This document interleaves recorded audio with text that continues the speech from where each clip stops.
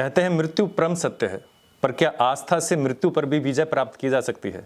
हमारी आज की कहानी नहीं, हम कहेंगे कि आज का एक सत्य इसी को कुरेदने की कोशिश है, जिसमें हमारे साथ है नरेश जी, जिनकी बेटी है, उम्र कितनी होगी नरेश जी उनकी? 2 साल की बेटी, जो कि मृत घोषित कर दी गई थी हॉस्पिटल के द्वारा, डॉक्टर के द्वारा भी, और काफ़ी टाइम उसको हो गया था। और किस प्रकार से वो जीवित हुई है, तो वो पूरी कहानी आज हम आपको बताएंगे। हमारे साथ है नरेश जी, जो कि हलवास ग्राम के निवासी हैं, जो कि बताएंगे कि उनकी गुड़िया के साथ क्या क्या हुआ था और किस प्रकार से वो जीवित हो पाई हैं, और इसके पीछे आस्था ही एक कारण बनी है, वो किस प्रकार से बनी है, ये आज की वीडियो में हम, आज की कहानी में हम सुनेंगे नरेश जी के माध्यम से। तो नरेश जी, आप सबसे पहले ये बताइए कि आप हैं कहाँ से, आपका बैकग्राउंड क्या है, आपके पिता कहाँ से हैं और आपकी धर्मपत्नी जी जो आपके साथ हैं वो कहाँ से हैं? जी, मैं गांव हलवास से हूँ सर जी, भिवानी ज़िले में जी। और मेरी वाइफ है, ये हमारे गुरुजी हैं। वाइफ कहाँ से हैं? ये है चरखी दादरी सौंप गांव से जी। जी हाँ जी। तो ये 1 साल पहले की घटना है जी सर। ये उस टाइम में जो है ना, ये मेरी जो लड़की है ये काफ़ी ज़्यादा बीमार हो गई थी सर, घर पे ही। बीमार मीन्स कैसे, मतलब उनको बुखार था क्या? हाँ, वो बुखार वगैरह लगा ली थी, थोड़ा मोटा ऐसे, जैसे ज़्यादा रो रही थी, चिड़चिड़ी हो गई थी जी। और हमने ये गांव के किसी के कहने पर इनको एक हॉस्पिटल था प्राइवेट भिवानी के अंदर, हम उसके अंदर लेके गए। उन्होंने बोल दिया कि भाई जो है ना, आप इनको भिवानी में दिखा लो, वहाँ बच्चों का हॉस्पिटल है। हम वहाँ पर भी गए, वहाँ भी डॉक्टर बहुत अच्छे हैं। तो उनको दिखाया, वो कहने लगे बोला बेटा इसको जल्दी से जल्दी आप पीजिए ले जाओ, या सरकारी में अगर दिखा लो एक बार बाद के। तो हम जी सरकारी में ले करके गए, तो एक खून चढ़ना था जो कि उनके पास में नहीं था। वो बोल रहे थे हमारे पास जो इस लड़की के चढ़ना वो खून नहीं है। तो मैं सरकारी में गए, तो उन्होंने जब का पर्चा काट दिया जी, और एम्बुलेंस पे बैठ के हम में चल गई जी। जाने के बाद में सर वहाँ पर डॉक्टर थे, उन्होंने बढ़िया इलाज किया, लेकिन जो है ना दिन में तो ठीक थी, लेकिन जैसे जैसे शाम होते गए, खून चढ़ने के बाद में वो वार्ड में शिफ्ट कर दी गई जी। रात को खून चढ़ा था, खून चढ़ा दिया था, मतलब जो चाहिए था वो मिल गया था। कहाँ को जो चाहिए था वो मिल गया था सर जी। और फिर दिन में वार्ड में शिफ्ट कर दिया गया जी। और वहाँ पर हमारी लड़की की हालत बहुत नाजुक होगी जी।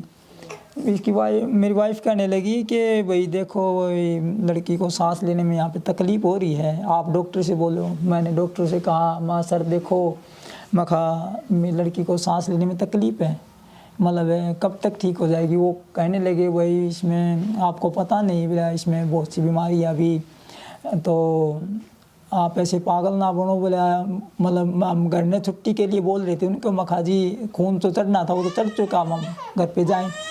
तो ऐसे ऐसे कुछ कहने लगे, वो चले गए। तो फिर मैं मेरी वाइफ से कहने लगा, मेरे को लड़की यहाँ पे ठीक नहीं लग रही, आपा लेके घर पे चलें जी। इन्होंने मना कर दिया, बोला डॉक्टर सभी बढ़िया हैं, कोई दिक्कत नहीं है। तो शाम का टाइम था जी, ये कोई 2-2:30 बजे का। तो मेरी वाइफ ने भी देखा कि बच्चे को, लड़की को सांस लेने में तकलीफ़ हो रही थी। तो ये नु बोली मन में भी नहीं लगता भी यार ये लड़की को जिंदा नहीं बचेगी, आप कैसे भी करके यहाँ से लेकर भाग लो। तो मैंने इनसे बोला भाई नू करो, तो हम बाहर एम्बुलेंस करा दी, मैंने वहाँ पर बैठो, मैं लड़की को लेके भाग लूँगा, क्योंकि मेरी लड़की को बिल्कुल कुछ भी नहीं था। वहाँ पर भी सांस लेने में बहुत ज़्यादा तकलीफ़ हो रही थी, ऐसा लग रहा था कि अभी गई। मैं अपनी लड़की को लेकर भाजा जी। हमारे पास एम्बुलेंस थी, हमने कनानौर से पहले देखा, लड़की के अंदर कुछ भी नहीं था जी। इसकी लड़की की मम्मी कहने लगी एक प्राइवेट हॉस्पिटल था कनानौर में, हमें वहाँ पर लेके चले गए। वहाँ पर लड़की को दिखाया उनको, वो बोले भैया से पागल मत बनो, लड़की घर पे ले जाइए, इसमें कुछ भी नहीं बच रहा है, माटी वगैरह दे दो इसको। मतलब उन्होंने मृत घोषित कर दिया? हाँ जी, बोले ऐसे बाजने में कुछ नहीं है बेटा, बोले आप घर पे जाओ, पागल मत बनो। हम दोनों धनीवीर जी अपने एम्बुलेंस में रोते रोते हुए आ गए जी घर पे। घर पे आने के बाद में तो घर वालों में भी मायूसी छा गई, और इसकी लड़की की मम्मी ये कहने लगी, बोले मेरे को एक बार अपने देव से दरबार में जाने दो। मैंने कहा भाई चाचे तावा, तो मैं कहा देखो भाई एक बार जाने दो भाई, ना ही मान रही। तो हमारे पहले 3 लड़के एक्सपायर हो चुके हैं जी। तो हम दोनों धनीवीर जी मोटरसाइकिल लेकर के देव से दरबार में आ गए, हमारी मरी हुई लड़की को लेकर के जी। हमने माता रानी का नारियल चुन्नी ली, प्रसाद लिया और मैया रानी के अपने हाथों से चुन्नी उड़ाई और हमने माता रानी के सामने अपनी लड़की को लिटा दिया और हम वहाँ पर बैठ के रोने लगे जी। हमको 1 घंटा हो गया था करीब जी वहाँ पर रोते रोते जी, लेकिन माता रानी ने हमारी लड़की को ठीक नहीं किया जी। तो लड़की की मम्मी कहने लगी, बोला ऐसा करो बेबे ने उठा और अपने घर न चलिया, ठीक कौन करा अपने। लेकिन आज के बाद माँ पाठ कदे आवा भी कौन ना। हमने जी प्रसाद था, वो प्रसाद ही माता रानी के पैड़ियों में भगा दिया और मैया रानी को गालियाँ भी दी कि माता हम तेरे दर पे कदे भी कौन आवा, और दर्द हमारा बस चल लगा, हम तेरे दर पे किसी ना आन भी कौन दिया। हम बहुत दुखी पा लिए जी। हमने 15 साल हो गए तुम्हारी भक्ति करते हुए, हमने कदे कुछ भी को नहीं मांगा आपसे, लेकिन आज हमारे 3 लड़के जा लिए, एक्सपायर हो लिए, हमने कुछ नहीं किया। आज हमारी ये लड़की है, ये लड़की को भी आप ले रहे हो। तो हम रोते रोते जी घर पे आ गए जी।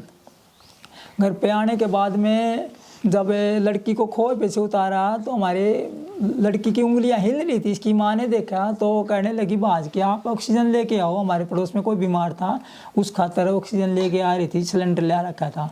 मैं उनके घर पे गया, उस टाइम कोरोना का टाइम था जी। मैं कहा जी एक बार सिलेंडर दे दो। उन्होंने बोले हमारा सिलेंडर खाली हो चुका है।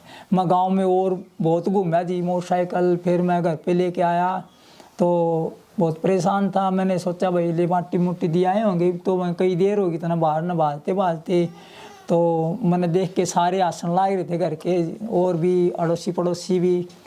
तो मैं कहा क्या हुआ, उन्होंने बोले देख बेबे का नहीं देख। मैंने देखा तो खाट के ऊपर खेलने लग रही हमारी लड़की। तो मैंने मैया रानी आगे हाथ जोड़ लिए, मैं माता रानी हमने बोल चुक मैं बहुत गालियाँ भी दे के आए हैं आपसे, हमें माफ़ कर देना माता रानी, और हम मतलब आपको ज़िंदगी भर का देखो नहीं भूला मैं मैया रानी।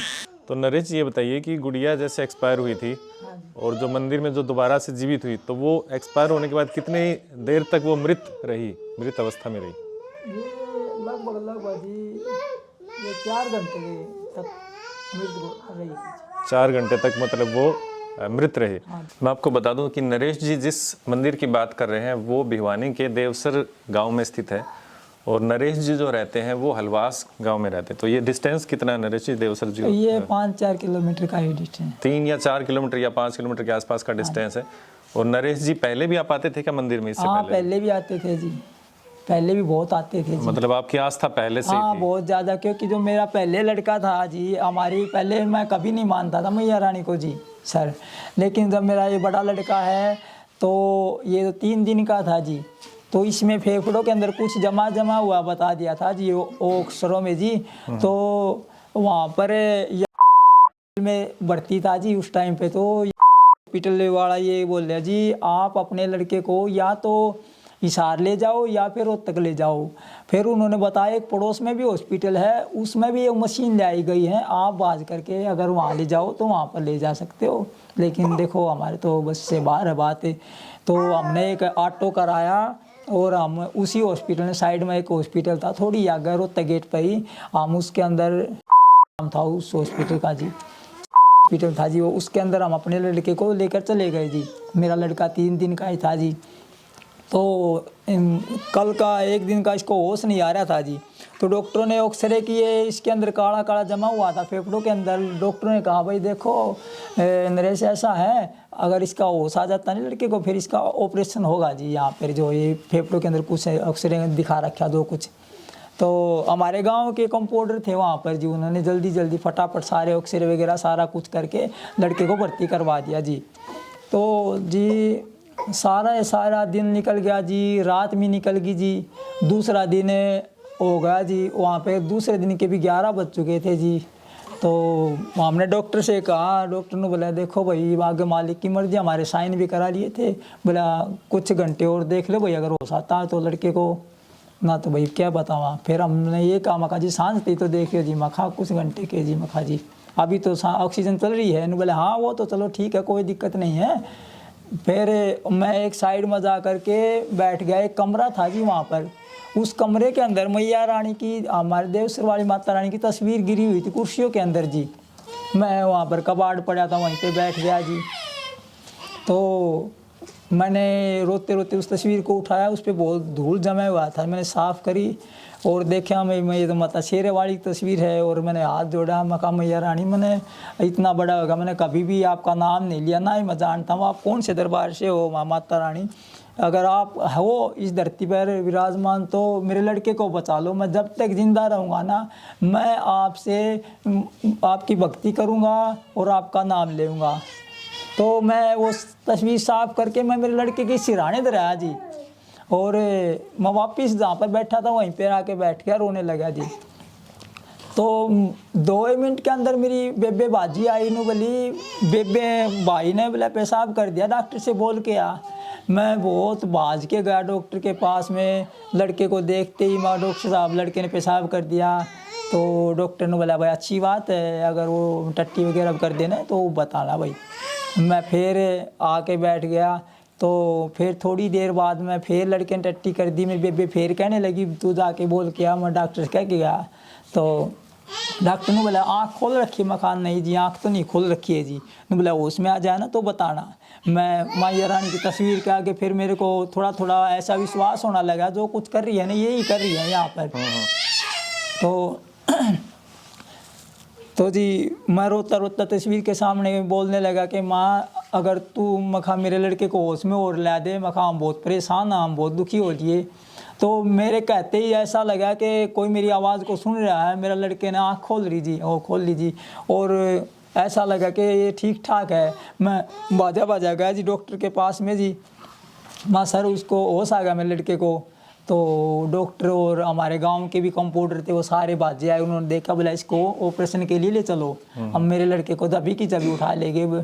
तो उन्होंने दोबारा फिर एक्सरे करे जी, तो एक्सरे के अंदर का कोई भी रिपोर्ट नहीं आ रही थी, क्योंकि जो शाम को एक्सरे करे थे उसके अंदर कुछ फेफड़ों में कुछ काला काला जमा हुआ था सर। और जो दोबारा एक्सरे हुए वो बिल्कुल साफ हो रहे थे। तो हॉस्पिटल में जो डॉक्टर था वो कहने लगा बोला भाई कैसे एक्सरे, वो उनको डांटने लगा, कंपाउंडरों को भी कुछ कुछ कहने लगा कैसे एक्सरे उतार रहे हो, ये रात के एक्सरे मिलाओ और आप दिन के मिलाओ, आप कैसे क्या कर रहे हो। तो उन्होंने बोले सर हमने तो बिल्कुल बढ़िया एक्सरे उतारे हैं सर, ऐसा ही आया है। तो दोबारा फिर एक्सरे हुए जी, फिर भी कोई रिपोर्ट नहीं आई जी। तो डॉक्टर ने आके ने मेरे से बोला भाई ये कौन है, मैंने बोला जी माता रानी है, ये यहाँ पे तस्वीर गिरी हुई थी, मैंने उठा के साफ करके इसको यहाँ पे लगा दिया जी। तो उन्होंने बोला बेटे बात सुन, आपके लड़के का कोई ऑपरेशन नहीं होगा, आप इसको घर पे ले जाओ। उस दिन मेरे लड़के की छठी थी जी, और मैंने सवामणी बोल दी थी जी, मखा जी अगर मेरा लड़का ठीक हो जाए तो मैं सवामणी लगाऊंगा जी। तो मैं उन्होंने छुट्टी दे दी, और उन्होंने डॉक्टर ने कहा था मेरे को कि जब तक ये लड़के का आपके सिराने, ये आपके लड़के के सिराने मैया रानी तस्वीर है ना, आपके लड़के को कोई दिक्कत नहीं होगी जी। और हम वो तस्वीर भी मैंने उनसे रिक्वेस्ट करी मैं अपने घर पे ले जाऊं जी, तो उन्होंने तस्वीर भी दे दी मेरे को, और मैं मेरी तस्वीर लेकर अपने लड़के को लेकर घर पे आ गया जी। आज भी मेरे लड़के के मेरे बच्चों के सिराने वो तस्वीर रहती है जी, यार हम उसी की पूजा करते हैं जी आज भी। बहुत बढ़िया जी। तो गुड़िया एक बार हम आपको दिखाना चाहेंगे, गुड़िया वो नहीं है, वो छोटी है गुड़िया, एक और नवीन जी एक बार ले गए। तो ये गुड़िया है, इनका नाम क्या है जी? इसका नाम खुशी है जी। खुशी। तो इनके नेचर में भी कुछ फर्क आया होगा? हाँ नेचर खूब फर्क आया है। जैसे पहले खुशी जो है ये जो आपने बताया कि एक्सपायर हो गई थी, हाँ जी। ये गुड़िया है। तो एक्सपायर होने से पहले इनकी एज क्या थी उस टाइम पे? ये 7-8 महीने की थी जी उस टाइम पे। तो वो तो चलो बच्चों के नेचर में इतना फर्क नहीं दिखा, लेकिन उसके बाद कोई व्यवहार में फर्क आया हो, कोई भक्ति में कुछ दिखा हो, मंदिर से रिलेटेड हाँ, कुछ? मंदिर से रिलेटेड ये हमारे पास फिल्म भी बनाई, बच्चों ने बना लेते हैं इसकी, वो जैसे कुछ हरकतें करती है ना वो मतलब रिकॉर्ड कर लेते हैं कैमरों के अंदर। तो उसने देखा कि जैसे हम रात को शाम के टाइम में मैया रानी की पूजा करते हैं, मेरे घर में डेली पूजा होती है। तो पूजा करने के बाद में जब हमें धोख मारते हैं तो ये धोख भी मारती है, और जहाँ पर मैया रानी की तस्वीर विराजमान है वहाँ पर ऐसे सीधे सपट होके खड़ी हो जाती है, मानो कि यही मैया रानी है। कई बार हम मजाक भी करते हैं इसके साथ में। अभी तो इसको बोलना भी नहीं आता, अभी कुछ महीनों से चलना सीखा है जी, और जब से खड़ी होने लगी है ना भाज के मंदिर में जाएगी, और कुछ तो बच्चों को ऐसे चिढ़ भी हो जाती है, जैसे ये हमारे को यहाँ से हटा रहा है तो मैं फिर वहीं पे जाऊँ, तो ऐसे वहाँ पर जाके खड़ी हो जाती है जी मैया रानी के दरबार में। तो ये आज का जो पूरी हमने जो स्टोरी कवर की है, ये मैं बताई थी आचार्य मनोज जी ने। आचार्य मनोज जी यहीं पर है, मंदिर में पुजारी हैं काफ़ी सालों से। एक वीडियो हमने पहले बनाई थी आचार्य मनोज जी के साथ। तो ये इनके हमारे सामने ऐसी अनेकों घटनाएं आती रहती हैं और आचार्य मनोज जी में कई लोगों की आस्था भी है, क्योंकि आचार्य मनोज जी को गुरु भी मानते हैं लोग। उन्होंने मुझे बताया था कि ऐसी ऐसी घटना हुई है, तो हमें लगा कि आप लोगों तक पहुंचाई जाए, और हो सकता है कि ऐसी कोई घटना आपके आसपास भी हो तो आप हमें जरूर बताना, कोई सूचना देना। एक बात और सर, ये जो हमारे मनोज आचार्य गुरु जी हैं, ये जब से हमारे इन्होंने सर पे हाथ रखा है, हमारे और भी सारे काम सूत्री डाले हो रहे हैं जी बाबू जी।